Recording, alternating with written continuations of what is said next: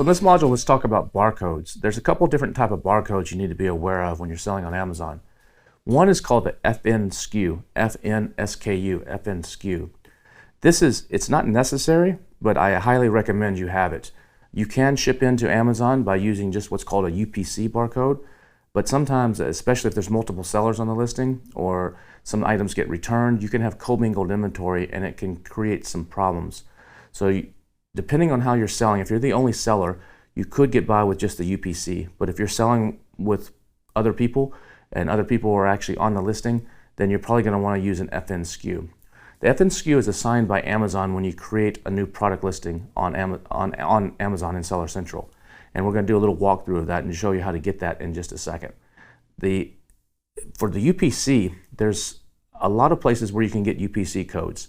They're sold on eBay. There's some companies that specialize in selling these UPC codes, and their prices are pretty cheap. But I highly recommend you don't do that. I highly recommend you go to the official site called GS1.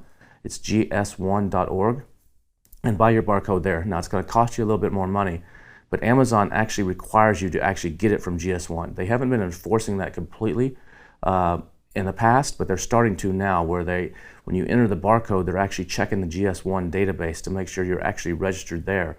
The problem with all these barcodes where you can get them a lot cheaper is what's happening is people are buying prefixes. In the old days, before GS1 changed the way they work, you could just buy a prefix and you could make up the additional numbers after it. So some of these people have those from the past, and they're just making up numbers after it and then selling them to you for a low price. But the problem with that is those numbers get reused. And so you actually might buy one of these barcodes and then try to list it on Amazon, and you may get an error that says this already exists on Amazon. It's a problem, and so I highly recommend you don't go that route, especially if you're successful and you end up selling in retail stores. You know, if you end up going into Walmart or any of the Bed Bath & Beyonds or any of the other type of retail stores, you're going to have a GS1 barcode.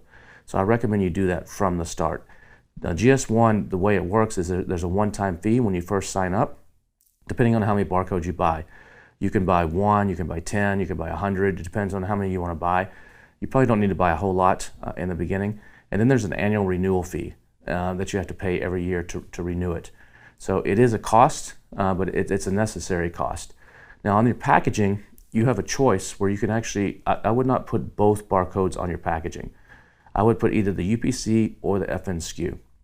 If you want to put the UPC, you can actually, when you go to GS1, you'll be able to, when you sign up for it, they have a little, you'll go and fill out a little form where you tell your product title, you tell if it's a live product or not, tell a few other things about the product, and then there's an option there to actually download the actual barcode. So you can download a file and give that to your graphics design people straight from GS1.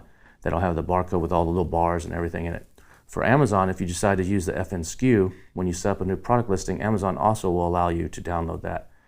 Amazon will allow you to download that and actually print it onto labels, and it also allow you to just download it like as a PDF, and that way you can send that to your graphic designer as well.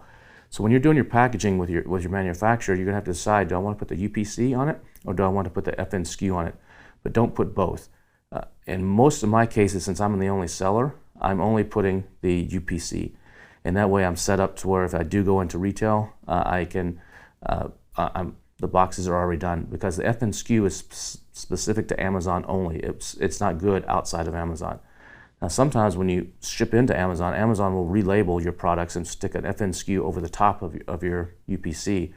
But if Amazon chooses to do that, that's on them. You don't have to worry about that. If you request Amazon to do that, then they're going to charge you a fee. But in the past, the UPCs are totally fine and should be good enough. But some people like to put that FNSKU on there. And if you do, I'm going to show you how to set that up here in just a second. There's another way. Sometimes you don't need a barcode at all. There's what's called a GTIN exemption on Amazon. And this is more for like handmade products. And there's a few other categories that are eligible for that. You'll want to check on Amazon and Seller Central when you're setting up. There's a little link there that you can actually click that will actually show you if you're eligible for a GTIN exemption or not. And if that's the case, then you actually don't need to enter a barcode. But the barcode is something that is super important. and you're going to want to make sure you get it right and have that for when you're setting up your listing. So what I'm going to do right now is I'm just going to show you how to get that FN SKU in a little demo right now. So let's take a look. So I just want to show you actually where to get the FN SKU when you're logged into Seller Central.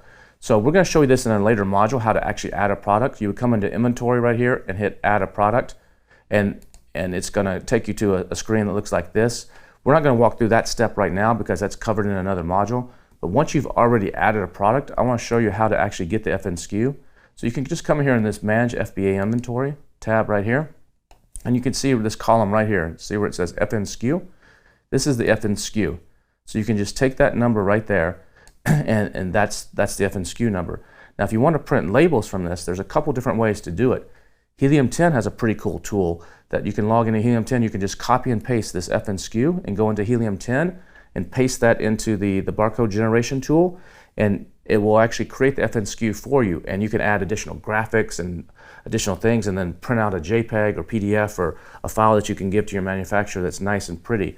Or you can actually print them straight here from Seller Central. But if you want to do it from Seller Central and not from inside Helium 10, you can do it right here by just clicking on, if I want to get a label for this item right here, this top item, I would just click right here. So you see the check mark and this little pull down right here where it says action on one selected. I can just say print item labels. You see where it says print item labels there? I could say print item labels, and then I could just choose, this is going to print stickers. You can just choose, it doesn't matter really. I usually do the 30 up right here.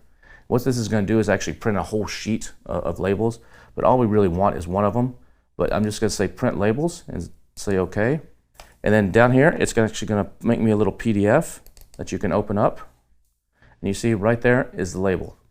And so I could just download this file and give that to my graphic designer or my manufacturer, and they could put this barcode straight on my packaging or on the sticker that's going on the outside of the packaging, or however you're doing it.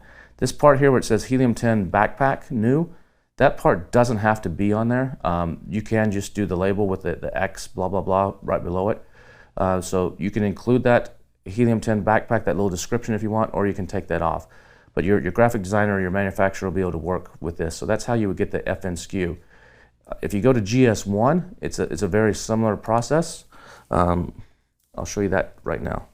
So in order to get your UPC code, you're going to go to GS1 as you see here on the screen, and you're just going to say get your barcodes right here, and just follow the instructions that GS1 gives you to actually get the barcode. You're going to have to pay, you're going to choose the United States. You can choose another country if you're selling in another country, but I would choose the United States if you're selling in the US Amazon Marketplace. And then it'll just walk you through here estimating how many you need. It'll walk you through all the pricing.